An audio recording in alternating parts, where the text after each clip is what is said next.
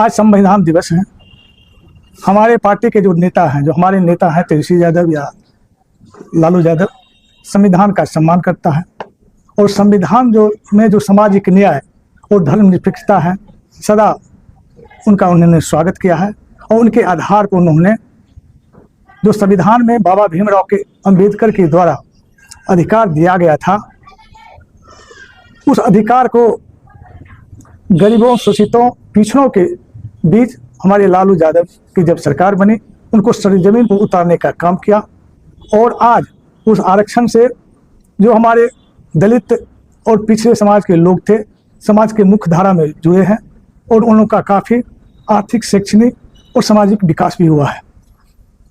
लेकिन जब से यह मोदी सरकार और उसके साथ यह नीतीश जी हैं, नीतीश जी हमारे मोदी सरकार के एजेंडा पर चलते हैं। ये तो थे पहले इन लोगों के साथ, लेकिन सब कुछ वो भूल गए हैं, सामाजिक न्याय भूल गए हैं, धर्मनिरपेक्षता भूल गए हैं। आप देखते हैं जो कुछ दिन पहले अररिया में जो हमारे गिरिराज सिंह आए थे और उसके साथ जो वहाँ के एमपी प्रदीप सिंह थे, क्या बोले? धर्मनिरपेक्षता को, जो संविधान में हमको अधिकार है, जिस पर हमारा देश चलता है, समाज चलता है, समाज का उत्थान और विकास होता है, उसको कैसे तार किया। और अररिया में कहा उन्होंने, जो इस मुसलमान को यहाँ रहना है, अररिया में रहना है या बिहार में रहना है, उसे हिंदू वर्ग के रहना है। तो किस तरह वो सांप्रदायिकता फैला करके संविधान में जो धर्मनिरपेक्षता है उसको तार कर रहा है। दूसरी तरफ ये जो 17 महीना और बनाम 17 साल नीतीश की जो सरकार रही एनडीए के साथ, उसमें हमारे तेजस्वी जी मात्र 17 महीना उन्होंने उनके साथ रहा। जो जनगणना, जातीय जनगणना 1931 में हुई थी, वह आकर के इस वर्ष हुआ था, पिछले वर्ष हुआ था। और जो पहले हमको आरक्षण मिला था 49.5%, 15% एससी को, 7.5% एसटी को और 27% हमारे सामाजिक न्याय के जो धरोहर कहिए, उसमें कोई जात पात नहीं थे। विश्वनाथ प्रताप सिंह, उन्होंने बड़ा संघर्ष करके 27% जो ओबीसी को आरक्षण दिया था, कुल मिलाकर 49% आरक्षण हम लोग को मिला था। लेकिन तेजस्वी जी जब नीतीश जी के साथ आए, जदयू और जब राजद एक साथ सरकार बनी और 17 महीना रहा, उन्होंने तेजस्वी जी प्रेशर दे करके अपने एजेंडा पर उन्होंने जातीय जनगणना कराई, क्योंकि यह मांग बहुत पुरानी थी लेकिन नहीं हो रहा था। लेकिन तेजस्वी जी ने प्रेशर दे करके जातीय जनगणना कराई और जिस जाति की जितनी संख्या, उसकी उतनी भागीदारी, इस आधार पर इन्होंने 65% आरक्षण का प्रावधान किया। लेकिन आपने देखा ये आरक्षण विरोधी कोर्ट चला गया। तो आजकल कोर्ट मोदी से चलता है, अमित शाह से चलता है और नीतीश जी हमारे चुप्पी ला देते हैं। तो जो एजेंडा होता है बीजेपी पर, उसी पर आज हमारा देश और हमारा राज्य चल रहा है। नीतीश जी सामाजिक न्याय, धर्मनिरपेक्षता और संविधान का मान सम्मान सब भूल करके अपनी कुर्सी बचाने में लगे रहते हैं। तो आज किसी न किसी रूप में जो आरक्षण 65% मिला, वह कोर्ट के द्वारा उस पर रोक लगा दी गई है। दूसरी तरफ आप देखते हैं जो आरक्षण को किस तरह ये एनडीए सरकार तोड़ रही है। जो संविधान में हमको अधिकार मिला है, लिटरल एंट्री क्या होता है?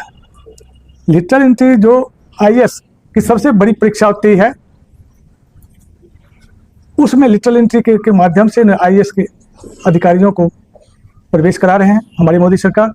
वह कौन? जो उद्योग में काम करता है। तो उद्योग है किसका? उद्योगपति है आज किसका? उद्योगपति है हमारा मोदी जी का।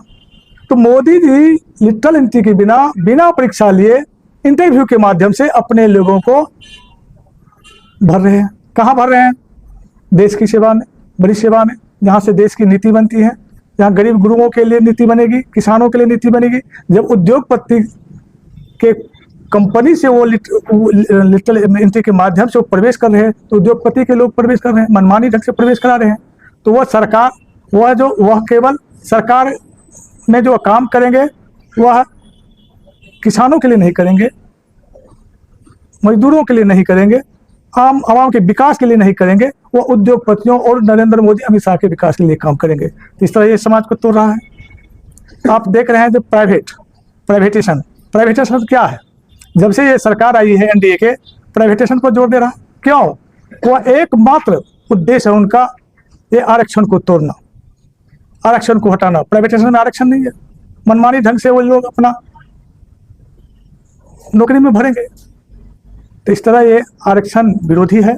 सरकार आरक्षण को तोड़ रहा है, संविधान की मर्यादा को खत्म कर रहा है, संविधान को तोड़ रहा है, बाबा भीमराव अंबेडकर के द्वारा दिए गए संविधान में अधिकार को खत्म कर रहा है। ऐसे लोगों को हम लोग एक शब्द में कह सकते हैं, जो संविधान के विरोध में काम करता है, ऐसे लोगों को हम देशद्रोही कहते हैं। मैं व्यक्तिगत तौर पर कहता हूं, ऐसे लोग को मैं कहता जो सामाजिक सम्मत और संविधान सम्मत काम नहीं करे, ऐसे लोगों को देशद्रोही कहते हैं हम। वो देशद्रोही है, क्योंकि समाज और देश संविधान से चलता है। तो इसी परिप्रेक्ष्य में दिनांक 28 को बिहार के सभी मुख्यालयों पर धरना आयोजित किया गया है। जो संविधान खिलाफी है उसके विरोध में हम लोग धरना कर रहे हैं और अनवरत हम लोग करते रहेंगे। और संविधान में जो हमको अधिकार मिला है उसको किसी भी हालत में हम लोग समाप्त नहीं होने देंगे। इसके लिए जो करना पड़ेगा, जितना संघर्ष करना पड़ेगा, हम लोग संघर्ष करेंगे।